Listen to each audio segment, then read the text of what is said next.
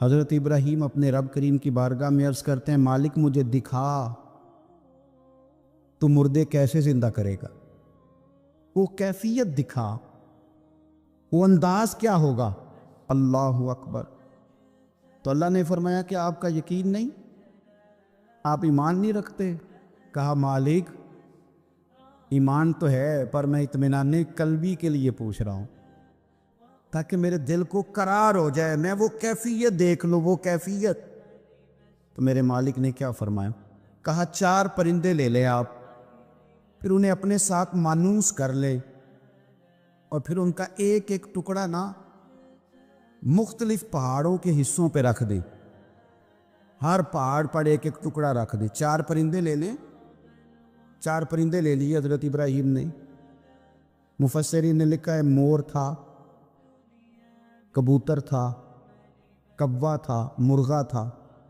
4 پرندے لے لیے، آپ سے وہ پیار کرنے لگے، مانوس ہو گئے، پھر ان کو اللہ کے حکم سے ذبح کیا، کھال اتاری، ان کا قیمہ بنایا، گوشت کو آپس میں مکس کر دیا، پھر ان کو مختلف پہاڑوں پہ رکھا ایک ایک جز، پھر فرمایا آپ نہ وہاں رکھ کے ان کو بلائیے، وہ آپ کی طرف دوڑتے ہوئے چلے آئیں گے۔ ان کا قیمہ بنا دیا، گوشت مکس کر کے جناب ابراہیم نے مختلف پہاڑ کے حصوں پہ رکھا، پھر آواز دی، جس کا ٹکڑا تھا وہ وہاں سے چلا، جس کے پر تھے وہ وہاں سے چلے، وہ زندہ ہوئے اور چاروں دوڑتے ہوئے جناب ابراہیم کی بارگاہ میں حاضر ہو گئے۔ اب میرے رب کریم نے فرمایا وَعْلَمْ أَنَّ اللَّهَ عَزِيزٌ حَكِيمٌ، جان لو کہ اللہ تعالیٰ سب سے غالب حکمت والا ہے۔ اعلیٰ حضرت کے والد گرامی سے کسی نے پوچھا مولانا نقی علی خان صاحب سے کہ حضرت جی فرعون 500 سال ہی حکومت کر گیا، 500 سال ہی حکومت کر گیا، اللہ کا مقابلہ کرنے والا پکا کافر بے ایمان۔ تو آپ فرمانے لگے ملا رومی کی وہ کتاب پڑھو مثنوی، جس میں انہوں نے لکھا ہے کہ جب ساری دنیا سو جاتی تھی تو فرعون اٹھ کے مصلے پہ بیٹھتا تھا، کہتا تھا یا اللہ معاف کر دے، رب تو ہی ہے، گناہگار بڑا ہوں پر مہربانی کر، روز معافیا مانگتا تھا۔ تو رب کریم کی قدرت نے مہلت دی کہ روز توبہ کرتا ہے، چلو ایک دن سچی بھی کاری جائے تو اچھا ہے، اللہ نے مہلت دی۔ اور میرے بھائی اگر تو روز رات مصلے پہ بیٹھے تو تجھے مہلت ملے، عذاب نہ آئے۔ اگر تو اپنے رب کے ساتھ تنہائی کرے تو اللہ تجھے مہلت دے، سزا نہ دے۔ لیکن ہم یہ وقت نکالتے ہی نہیں، اللہ کے ساتھ میت کا ہمارا مزاج ہی نہیں۔ ترمذی شریف میں نبی پاک علیہ السلام نے فرمایا دنیا داروں کو دکھڑے نہ سنایا کر، مالداروں کے سامنے رونے نہ رویا کر، یہ تجھے کیا دے سکتے؟ تو اٹھ کے جائے گا تو کہیں گے محنت کرتا نہیں، روز مانگنے آ جاتا ہے۔ دنیا داروں کو دکھڑے نہ سنا، اور میں دکھ سنا تو اپنے رب کو سنا، اللہ والوں کو سنا، اللہ کے نبی کو سنا۔ اس سے مراد یہ سارے کہا دکھڑے اپنے رب کو سنا۔ اگر تو اپنے رب کو دکھڑے سنائے گا تو تھوڑی دیر ضرور ہوگی، لیکن ایک دن ایسا ضرور آئے گا، میرے مصطفیٰ کریم فرماتے ہیں رب تجھے دنیا سے بے نیاز کر کے مالا مال فرما دے گا۔ دھوکے کا مزاج نہ بنا، کینچی لے کے نہ گھوم کے کیسے جیب کٹ سکتی، اللہ کو دکھڑے سنا۔ حضور میں شک کوئی نہیں پر ابو جہل نے شک کیا، نبی پاک میں شک کوئی نہیں پر ابو لہب نے شک کیا، حضور میں شک کوئی نہیں پر عتبہ اتیبہ شیبہ ان کا شک آخر تک نہیں گیا، حالانکہ حضور میں کوئی شک دور کرانے بھی آئے تو شک نہیں گیا۔ ایک دفعہ نہیں، کئی دفعہ، درجنوں دفعہ، 20 دفعہ۔ ایک ابو جہل کو لے لے، دماغ میں شک تھا، حالانکہ حضور میں کوئی شک نہیں۔ ایک دن آگے کہنے لگا کہ بتائیے میری مٹھی میں کیا ہے؟ تو نبی پاک صلی اللہ تعالی علیہ وسلم نے فرمایا اگر میں نے بتا دیا، کہنے لگا اگر آپ نے بتا دیا تو میں کلمہ پڑھ لوں گا۔ حضور نے فرمایا میں نے بتا دینا ہے پر تو نے کوئی نہیں پڑھنا، میں بتا دینا ہے۔ کہ بتائیے، تو حضور نے فرمایا چل سودا کر لیتے ہیں، اگر جو تیری مٹھی میں ہے وہی بتا دے پھر تیرا کیا خیال ہے؟ تو نبی پاک صلی اللہ تعالی علیہ وسلم نے کہا کیا بھائی ابو جہل کی مٹھی میں؟ تو اس کی مٹھی میں کنکر تھے، کنکروں نے کلمہ پڑھنا شروع کر دیے۔ جب کنکروں نے کلمہ پڑھا، پتھر تھے وہ، انہوں نے کلمہ پڑھا، ابو جہل نے وہ کنکر زمین پہ پھینکے کہنے لگا خو تیرا جادو تو پتھروں پہاڑوں پہ بھی چلتا ہے. اب جملہ کہنے لگا ہوں سمجھ لینا. ابو جہل گوشت کا آدمی تھا، کنکر پتھر تھے، پتھر کلمہ پڑھ گئے. گوشت پوشت کا آدمی تھا پر کلمہ، کیونکہ یہاں کیا تھا؟ شک. اس نے آگے نہیں بڑھنے دی. گوشت پوشت کا شخص ہو کے پتھروں سے آگے نکل نبی پاک صلی اللہ علیہ وسلم کی خدمت میں آیا. بلکہ وہ جو یہودی والی روایت ہے اس کے پس منظر میں بھی بعض محدثین نے لکھا ہے، اس کو بھی اسی نے بھیجا. کہنے لگا جاؤ نبی پاک سے جا کے کہو اگر وہ درخت آپ کا کلمہ پڑھے تو میں بھی پڑھ لوں گا. درخت، اب درخت ہوتے تو جاندار ہیں پر کلمے تو کوئی نہیں نہ پڑھتے. درخت سے بھی تو انسانوں سے کلمہ پڑھنے کی بات، اگر درخت پڑھے تو میں پڑھ لوں گا. نبی پاک صلی اللہ علیہ وسلم دور بیٹھے تھے، درخت دور تھا. اور امام سیوطی علیہ رحمہ نے لکھا ہے درخت بھی کیکر کا تھا. نبی پاک صلی اللہ علیہ وسلم نے فرمایا اس یہودی سے کہ تو جا کے درخت کو کہہ کہ تجھے نبی پاک بلاتے ہیں. فرمایا میں گیا تو پھر تم نے کہنا جادو کر کے بلایا ہے. احتیاط بھی کی، ہر چیز آنکھوں کے سامنے رکھی. تو جا کے کہہ کہ تجھے بلاتے ہیں. وہ بندہ گیا، جا کے کہنے لگا، اور امام سیوطی نے اس کو لکھا ہے، کہنے لگے اس نے نبی پاک کا نام بھی نہیں لیا، کیونکہ ابو جہل اینڈ کمپنی کو پتا تھا کہ مصطفیٰ کے نام میں بھی بڑی برکت. خالی نام بھی نہیں لیا. کہنے لگا درخت وہ جو سامنے بیٹھے ہیں نا وہ تجھے بلا رہے. نام نہیں لیا حضور کا. وہ جو سامنے بیٹھے ہیں نا، جاءت لدعوتہ الاشجار ساجدۃ. امام بوصیری کہتے ہیں درخت آیا اور سجدہ کرتا ہوا، زمین چیرتا ہوا آیا. کس طرح آیا؟ پہلے آگے جھکا، پھر پیچھے جھکا، دائیں جھکا، بائیں جھکا. یہاں بھی لکھنے والوں نے لکھا ہے کہ وہ نہ درخت اپنی جڑیں اکھیڑ رہا تھا. جب چلنا تھا نا، اس نے حضور کی طرف آنا تھا تو آگے دائیں بائیں ہوا، جڑیں اکھیڑ رہا تھا. لیکن ہمارے استاد جب ہمیں یہ روایت پڑھایا کرتے تھے تو کہتے تھے جڑیں نہیں اکھیڑ رہا تھا. جب اس نے سنا مجھے نبی پاک نے بلایا تو اسے وجد ہو گیا تھا، وہ جھومنے لگ گیا تھا، جھوم رہا تھا. حضور نے مجھے بلا لیا. جاءت لدعوتہ الاشجار ساجدہ. تو درخت آیا، اس نے آ کے نبی پاک کو سجدہ کیا. لکڑی کا بنا ہوا درخت ہے. سجدہ کیا. سجدہ کرنے کے بعد درخت اٹھا اور اٹھ کے اس نے نبی پاک کا کلمہ پڑھا. وہ جس کو ابو جہل نے بھیجا تھا نا یہودی، وہ درخت کی حالت دیکھ کے کلمہ پڑھ گیا. وہ کلمہ پڑھ گیا، لیکن یہی بے ایمان کہنے لگا ہوئے ہوئے ان کا تو درختوں پہ بھی جادو چلتا ہے. لا ریب فیہ، شک قرآن پاک میں، لیکن اگر بندے کے دماغ میں ہو اس کا علاج ہے کوئی. ادھر ہی شک بیٹھ جائے. میں سادی مثال دیتا ہوں کہ سامنے دیوار صاف ہو لیکن گرد اگر آئینے پہ پڑی ہو. دیوار صاف کرنی چاہیے کہ اینک کا شیشہ صاف کرنا چاہیے؟ ساری زندگی لوگ دیوار صاف کرتے گزار دیتے، ساری زندگی تراش خراش کرتے گزار، اپنی مرضی کی پینٹنگ کرتے گزار دیتے ہیں، پر اپنی آنکھ کی پتلی صاف نہیں کرتے. آنکھ کی پتلی صاف نہیں کرتے. کسی نے حضرت رومی سے کہا تھا حضور دنیا میں کوئی اچھا ملتا نہیں. فرمانے لگے تھوڑا رونا شروع کر تاکہ تیری پتلیاں وضو کر لیں. وضو کر لیں، وہ انہیں پتہ چل جائے کہ کتنے صاف ستھرے لوگ دنیا میں پائے جاتے. تو بھائی شک. ابو جہل پھر آ گیا، کہنے لگا اگر آپ چاند کے 2 ٹکڑے کر دیں تو میں کلمہ پڑھنے کو تیار. اچھا یہاں بھی بڑی مزے کی بات ہے.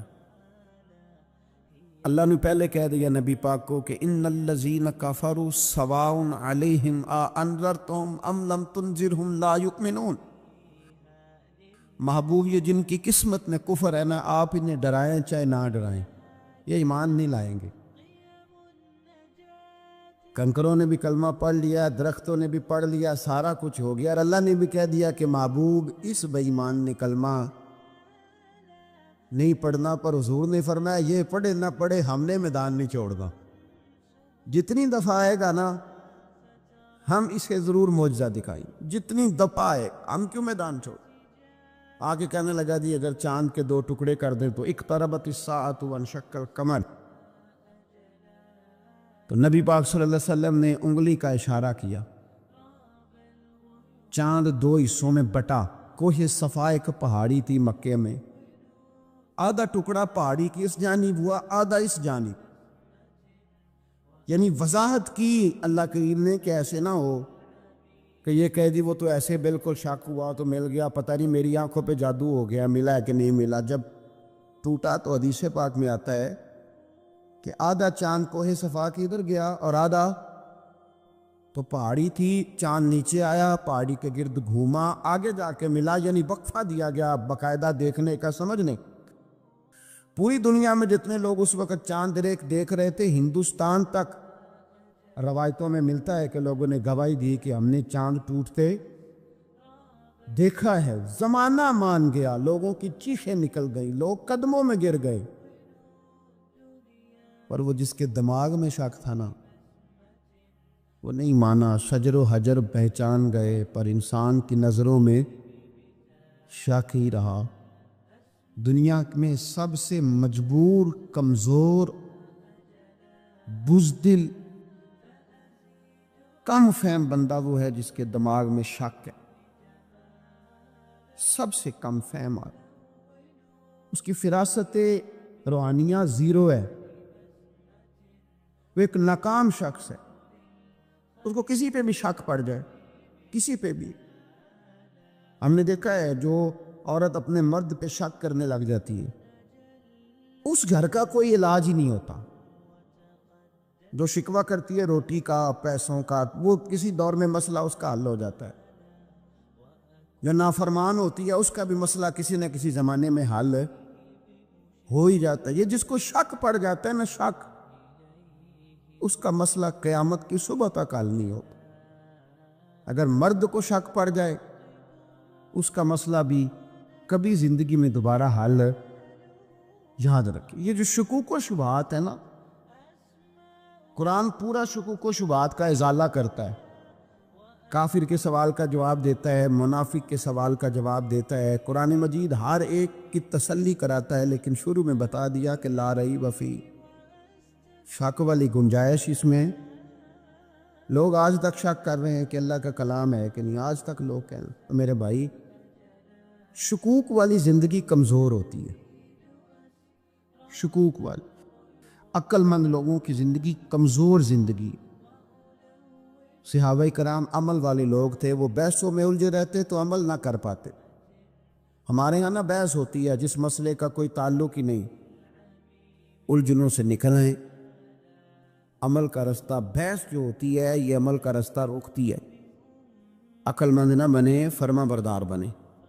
میرے بھائی، شکوک و شبہات والی جو لائف ہے، لیکن نا انبیاء کرام علیہ السلام کے بارے میں شکوک و شبہات ہیں، اولیاء عظام کے بارے میں۔ اب ایک نیا شک پیدا ہو گیا ہے کہ فیض ملتا ہے کہ نہیں ملتا۔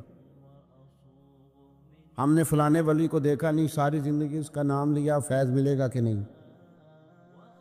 غوث پاک کو دیکھا نہیں، ساری زندگی قادری کہلایا، فیض ملے گا کہ نہیں؟ خواجہ اجمیر کو دیکھا نہیں، چشتی کہلائے، فیض ملا کہ نہیں؟ صابر پیا کو دیکھا نہیں، صابری کہلائے، فیض ملا کہ نہیں؟ او خدا کے بندے، فیض وہ چیز ہے جو نظر نہیں آتی پر محسوس سب سے زیادہ ہوتی ہے۔ ملے تو حضرت اویس کرنی بھی نہیں تھے نبی پاک سے، وہ بھی نہیں ملے تھے، ملاقات ان کی بھی نہیں ہوئی تھی۔ کیا کہو گے؟ ملاقات نہیں ہوئی، لیکن فیوز و برکات کا یہ عالم ہے کہ میرے محبوب نے فرمایا وہ دعا کرے گا تو اللہ میری امت کی بخشش فرمائے گا۔ تو آپ ہمارے صوفیاء میں ایک سلسلہ اویسیہ ہے، سلسلہ اویسیہ میں اکثر ملاقات نہیں ہوتی، اکثر نہیں ملاقات ہوتی، بغیر دیکھیں نا، آپ جب کسی کا نام جپتے ہیں، جب کسی کا نام لیتے ہیں، جب اسی کا ذکر کرتے ہیں، جب اسی کے تذکرے میں رہتے ہیں، تو اللہ تبارک و تعالیٰ کے یہ جو کامل لوگ ہوتے ہیں یہ متوجہ ہو جاتے ہیں، ان کی توجہ ہوتی ہے۔ اور خود سرکار نے فرمایا دو آپس میں محبت کرنے والے، ایک مشرق میں ایک مغرب میں، قیامت کے دن اللہ دونوں کو جنت میں اکٹھا فرما دے گا۔ یہ کیا بات ہوئی کہ ہر بات میں شک کرنا کہ جی وہ فلانے سے ملاقات ہی نہیں ہوئی؟ تو کس طرح بھئی، ملاقات ایک الگ چیز کا نام ہے، ملاقات ایک الگ شے کا نام ہے، اور فیوز و برکات ایک اللہ سے ملاقات ہوئی ہے۔ رزق دیتا ہے کہ نہیں؟ زندگی دیتا ہے، ساری چیزیں دیتا ہے، تو ملاقات تو کوئی نہیں کرتا۔ تو اس لیے ہر چیز کو ٹھیک ہے، وہ جو جگہ جس جگہ پہ جو بات ہے اس کو وہاں رہنا چاہیے، لیکن یہ شکوک ہیں، ان سے باہر نکلیں، ان سے باہر آئیں۔ اولیاء اللہ کا جو فیضان ہے، ان کی جو محبت ہے، ان کے جو طریق، حضرت سلیمان بن بشار رحمت اللہ علیہ بزرگ گزرے ہیں، وہ کہتے ہیں میرے پاس، میں بڑا خوبصورت تھا جوانی میں، دین کی تھوڑی سی خدمت کرتا تھا، تو ایک عورت آ گئی، اس عورت نے میرے ساتھ کچھ مجھ سے مانگا، مطالبہ کیا، تو میں نے کہا کوئی بھکارن ہے۔ میں نے جب اس نے نقاب اوڑھا ہوا تھا، جب میں نے اس کی طرف پیسے دینے کے لیے، خیرات دینے کے لیے کوئی چیز بڑھائی، تو اس نے چہرے سے کپڑا ہٹایا، میں نے نظر جھکا لی، کہنے لگی سلیمان میرا رنگ روپ تو دے، میں کتنی خوبصورت ہوں، میں تیری محبت میں گرفتار ہو گئی، خدا را میں اپنے آپ کو تیرے حوالے کرتی ہوں۔ آپ فرماتے ہیں جب اس کے نیت اور ارادے میں اور لفظوں میں نے فطور دیکھا، تو میں استغفر اللہ پڑھتا وہاں سے بھاگ گیا، اتنا دوڑا کہ میں بصرہ سے باہر نکل گیا، شہر سے ہی باہر آ، عورت سے دوڑ رہا ہے، مرد، نوجوان، خوبصورت۔ فرماتے ہیں عشاء کی اذانیں ہو رہی تھی، نماز پڑھ کے میں مسجد میں سو گیا، تو مجھے حضرت یوسف علیہ السلام کا دیدار ہو۔ جناب یوسف کہتے ہیں میں حضور کا غلام اور غلاموں کا غلام اور صدیوں بعد کا غلام، تو جناب یوسف علیہ السلام میری خواب میں آئے اور کہنے لگے اٹھ جوان، میرے سینے سے لگ، یار تو نے تو نبی پاک کا امتی ہو کے وہ کام کیا ہے جو میں نے نبی ہو کے کیا تھا۔ اب کام حضرت یوسف والا کیا تھا نا، تو صدیوں اور سالوں اور مہینوں کا فاصلہ بن سکا، تو وہ آ گئے۔ مسئلہ یہ ہے کہ شکوک و شبہات والی زندگی نقصان دیتی ہے۔ حضرت ہمارے سلسلہ مقدسہ میں ایک سلسلہ علویہ ہے جو اعلیٰ حضرت فاضل بریلوی کو حاصل تھا، شاہ عبدالعزیز صاحب محدث دہلوی رحمۃ اللہ تعالیٰ علیہ نے بڑا لکھا مولا علی کی شان پہ، حضرت علی پہ کلام، ان کا ذکر، ان کے تذکرے اس قدر فنا ہو گئے کہ ہر وقت ذکر علی کرتے۔ فرماتے ہیں مجھے خواب میں حضرت علی کا دیدار ہوا، انہوں نے مجھے بیعت فرمایا اور مجھے اپنے سلسلہ مبارکہ میں اجازت دی۔ تو شاہ صاحب رحمۃ اللہ علیہ فرمایا کرتے تھے کہ میں نے وہ بہت کم لوگ ہیں جن کو پھر ان میں بیعت فرمایا جاتا ہے، تھوڑے چند لوگ، اور ان کو سلسلہ مبارکہ میں اس میں چند لوگ ہیں۔ اعلیٰ حضرت کے بعد شاہ علیہ رسول ہے، شاہ علیہ رسول کے بعد شاہ عبدالعزیز محدث دہلوی، وہ ڈائریکٹ مولا علی شیر خدا سے بیعت۔ تو مطلب یہ ہے کہ کام شکوک و شبہات سے نکلیں۔ قرآن نے کہا لا ریب فی، قرآن میں شک، البتہ وَإِن كُنتُمْ فِي رَيْبٍ مِّمَّا نَزَّلْنَا عَلَىٰ عَبْدِنَا، بندے کچھ شک کرتے ہیں، اگر انہیں شک ہو تو وہ اس طرح کریں کہ فَأْتُوا بِسُورَةٍ مِّن مِّثْلِهِ، پھر اس کی مثل ایک صورت لے کے آئیں، اور وَادْعُوا شُهَدَاءَكُم مِّن دُونِ اللَّهِ إِن كُنتُمْ صَادِقِينَ، سارے بے شک اپنے حمایتی بلا لیں اگر وہ سچیں۔ شک والی دنیا سے باہر نکل آئیں، حقیقت والی دنیا کو قبول کریں۔ شکوک و شبہات کا ازالہ نہیں ہوتا، شک دوسرے شک کو جنم دیتا ہے، نقص دوسرے نقص کو جنم دیتا ہے، غلطی دوسری غلطی کو جنم دیتی ہے۔ مشکلات آ جاتی ہیں، تکلیفیں آ جاتی ہیں، زندگی میں حادثات ہو جاتے ہیں جو آپ نہیں چاہتے، جس کا آپ نے کبھی تصور نہیں کیا ہوتا، وہ کام بھی کئی دفعہ ہو جاتا ہے۔ اب اس میں کرنا کیا ہے؟ اس کو کس اینگل سے دیکھنا ہے؟ مصیبت، پریشانی، دکھ، حادثہ، واقعہ، غیر متوقع چیز آپ کی زندگی میں آ گئی، آپ توقع نہیں کر رہے تھے، آپ تو کسی اور چیز کے لیے تیار تھے، آپ کے تو ارادے کچھ اور تھے، لیکن کچھ حالات اور ہو گئے، آزمائش اور طرح کی ہو گئی، اور ایسی آزمائش ہو گئی جس کا آپ کا ذہن نہیں تھا کہ یہ بھی میرے لیے ہو سکتی ہے، یا آپ نے سوچا ضرور ہوا تھا کہ آزمائش آئے گی، لیکن اور چیزوں کو آپ سوچ رہے تھے، میں نے یہ ٹھیک کرنا ہے، میں نے یہ ٹھیک کرنا ہے، میں نے اس پر خیال رکھنا ہے، لیکن تکلیف نے، دکھ نے، آزمائش نے رستہ کوئی اور بنا لیا۔ تو اب یہ کیا ہے؟ ہم چونکہ متلاشی ہوتے ہیں سکون کے، راحت کے، کہ اب میں نے یہ ٹھیک کر لیا ہے، اب میں نے گھر بنا لیا، میرے بچے تھوڑے سیانے ہو گئے، فلاں کام میں نے آپ اپنے حساب سے اب درست سمت کرتے ہیں، لیکن یہ بیچ میں سے ایک مصیبت اور آ گئی تو کس اینگل سے دیکھنا ہے؟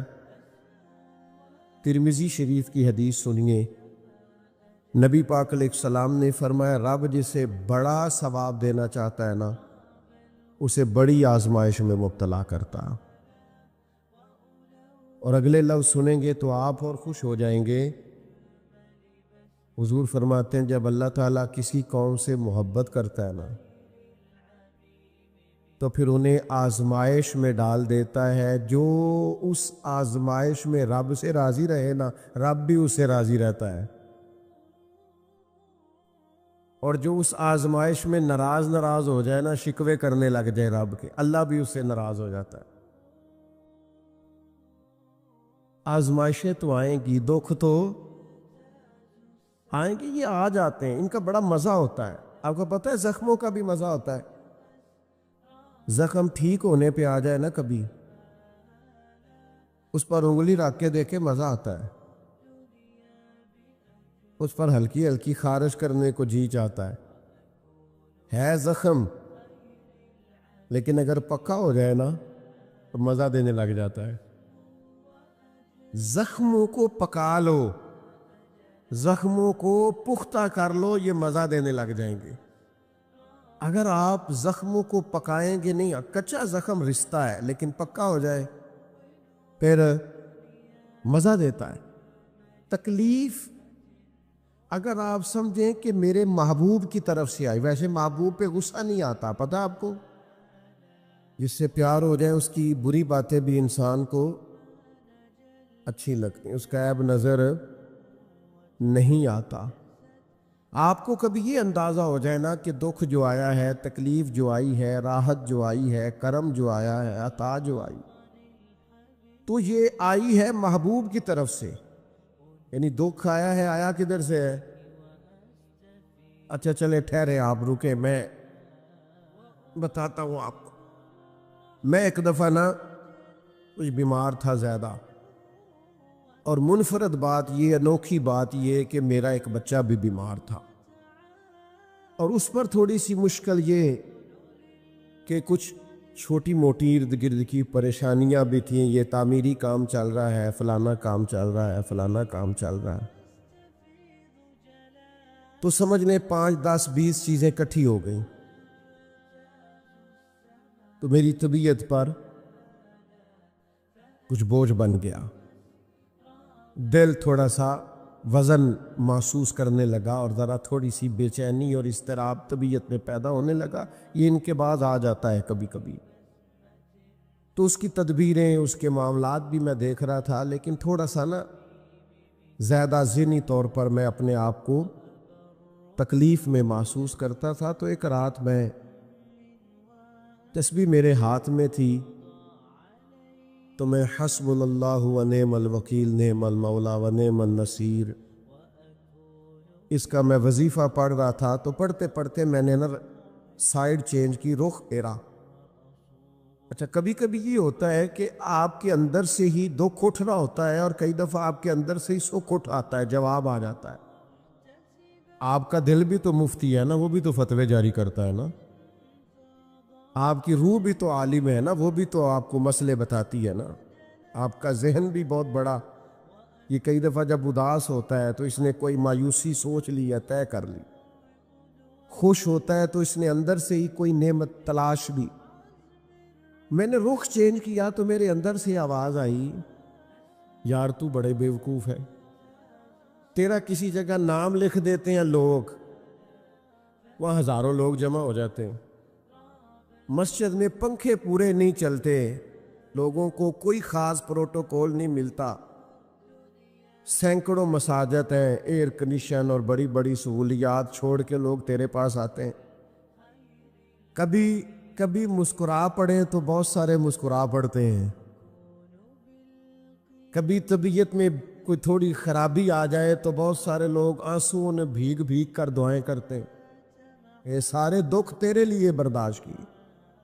اور تیرے اوپر تھوڑی سی کبھی تکلیف آتی ہے تو طبیعت پہ بوجھ بنتا ہے, اچھا تو بڑا ریس ہے, سکھ سارے قبول خوشی خوشی, اور ذرا 2 4 5 چیزیں کٹھی ہوئی نہیں اور دل تیرا بے چین ہوا نہیں, تو سیانا نہیں. اچھا خود ہی ٹینشن تھی, بس رخ میں نے دوسری طرف کیا تو آوازیں دوسری آنی شروع ہو گئی. شام کو میں اٹھ کے بیٹھ گیا. یہ آپ نے نا اپنے اندر سے آپ نے طاقت لینی ہے. آپ کے اندر ایک روح ہے, آپ کے اندر ایک باطن ہے, آپ کے اندر ایک خیر کی قوت ہے. جب بھی کوئی مایوسی آئے نا, ایک سرکار کا فرمان سنیں. نبی پاک علیہ السلام نے فرمایا تمہیں اپنی بیوی کی کوئی عادت ناپسند ہو تو اسے بغض نہیں رکھنا. یا رسول اللہ کیا کریں؟ فرمایا اس عادت پہ غور کر لو جو تمہیں بڑی پسند ہے. آپ نے صرف کمزوریاں نہیں دیکھنی, آپ نے زندگی کے اندر خوبیاں بھی ملاحظہ کریں. اپنے ذہن میں تہیہ کریں کہ اب ہم نے بدل جانا ہے. شوگر ہو جائے تو بدلنا پڑتا ہے, اللہ معاف کرے چینی چھوڑنی پڑتی ہے, من پسند مٹھائیاں چھوڑنی پڑتی ہیں, بدلنا پڑتا ہے. بلڈ پریشر ہو جائے تو یارو بدلنا پڑتا ہے. اگر انسان کو خدا نہ خواستہ کوئی مرض لگ جائے تو بدلنا پڑتا ہے. اولاد پیدا ہو جائے تو بدلنا پڑتا ہے. گھر میں بیٹیاں پیدا ہو جائیں تو بوڑھے باپ کو بدلنا پڑتا ہے. بال سفید آ جائیں تو پھر بھی تو بدل جانا چاہیے نا. انسان کی عمر 40 سال ہو جائے تو پھر بھی تو بدل جانا چاہیے. شب برات پہ توبہ کرے تو پھر بھی تو بدل جانا چاہیے. اب بدل جائیں, اب ہم بدل جائیں. اب نہ درد ہوتی ہے, گاڑی میں بیٹھیں تو کمر پہ درد ہوتی ہے. اب ہم بدل جائیں. اب لوگ بتاتے ہیں تیرے بال سفید ہونے لگ گئے. اب ہم بدل جائیں. اب لوگ ہمیں کہتے ہیں بچے جوان ہو گئے. اب ہم بدل رہے نا یارو. اب لوگ ہمیں کہتے ہیں کہ اوہو اب تو آپ اٹھتے وقت زمین پہ پہلے ہاتھ رکھتے ہیں پھر اٹھتے ہیں. اب بدل نہ جائے. اب محسوس ہوتا ہے کہ نیند گہری نہیں آتی. اب محسوس ہوتا ہے کہیں کہیں جسم میں تکلیف ہے. اب بدل نہ جائے. اب نہ کئی کلاس فیلو چلے گئے دنیا چھوڑ کے, بدل نہ جائے. اپنے بہن بھائیوں میں سے کئیوں کا جنازہ پڑا, بدل نہ جائے. ہم میں سے کئیوں نے ماں باپ دفن کر دیے, پھول ڈال دیے قبروں پہ. اب بدل جائیں.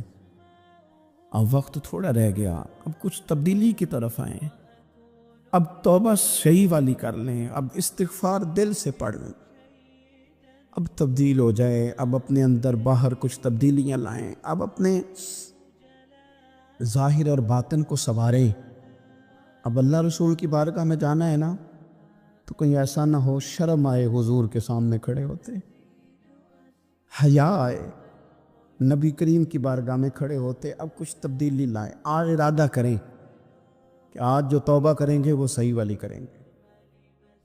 آج جو وہاں استغفار کریں گے اللہ کے حضور حاضر ہو کے تو وہ صحیح والا کریں گے. اب کچھ تبدیلی کا مزاج لائیں. اور پھر ایک اور بات بھی عرض کروں, ہمارے ذاتی تعلقات سارے دھوکہ ہیں. ہماری جیبوں میں مال سارا دھوکہ ہے. ہمارے بلند و باغ دعوے سارے دھوکہ ہیں. ہمارے بڑے بڑے رتبے سارے دھوکہ ہیں. بڑے تعلقات تھے بیٹے کے, پر ماں بیمار تھی تو اسے صحت تو نہیں تعلقات کی وجہ سے مل سے. بڑے تعلقات تھے نا بیٹے کے، لیکن جب بیماری زور پکڑ گئی تو پھر کیا کر سکا کوئی؟ بڑے تعلقات تھے، بڑا پیسہ تھا جیب میں، بڑا کچھ تھا، لیکن جب جناب اسرائیل آئے تو پھر کوئی کچھ بھی نہ کر سکا، پھر اپنے رہ گئے، اور جس کو جانا تھا وہ سب چلے گئے۔ تو یہ جتنی چیزیں ہیں نا، یہ کچھ نہیں ہیں، یہ دھوکہ ہے۔ سچ صرف اللہ رسول کی ذات ہے، حقیقت صرف دین ہے، اصل صرف وہ بارگاہیں ہیں۔ دھوکے میں نہ زندہ رہو، چھوڑ دو یہ بات کرنی کہ بڑے تعلقات، چھوڑ دو یہ بات کرنی کہ بڑا پیسہ ہے، چھوڑ دو یہ بات کرنی کہ برادری قبیلے علاقے میں بڑا، اور کچھ بھی نہیں ہے۔ کل من علیہ فان، ہوئے نامور بے نشاں کیسے کیسے۔ دیکھو زمین کھا گئی، نوجوان کیسے کیسے۔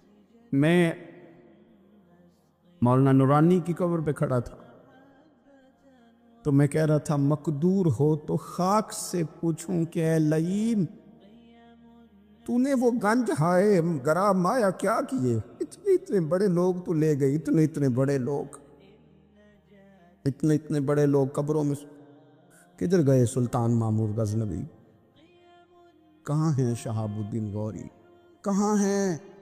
وہ لوگ جو میدانوں میں آ کے صرف ان کا نام لیا جاتا تھا تو دنیا کانپ جاتی تھی، وہ کہاں گئے؟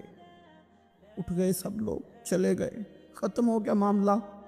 وقت اب ہماری طرف بڑھ رہا ہے، اب تیزی ہے، اب پیغام اجل آیا، کئی ہمارے ارد گرد سے اٹھا کے لے گیا، اب ہمیں بھی تو واپس لوٹنا ہے نا، تو کچھ تیاری کر لیں، کچھ ارادہ کر لیں، اور بارگاہ رب رسول کی اس طرح کی ہے کہ بس جانے کی دیر ہے، بس صرف جانے کی دیر ہے، صرف جانے کی۔ اور اللہ رسول کی بارگاہ دوستو وہ والی ہے کہ جہاں نا زیادہ منت بھی نہیں کرنی پڑتی۔ وہ جو 4-5 لوگ تھے نا مکہ مکرمہ میں، انہوں نے بہت ہی اسلام کی مخالفت کی حد کر دی تھی، ان کے لیے حکم ہوا تھا جہاں ملے قتل کر دو۔ اکرمہ تھے، ابن قتل تھے، کچھ اور لوگ تھے، تو پتہ ہے ان کو کسی نے مشورہ کیا دیا تھا؟ کسی کافر نے مشورہ دیا، پر پتہ صلاح کیا دی تھی؟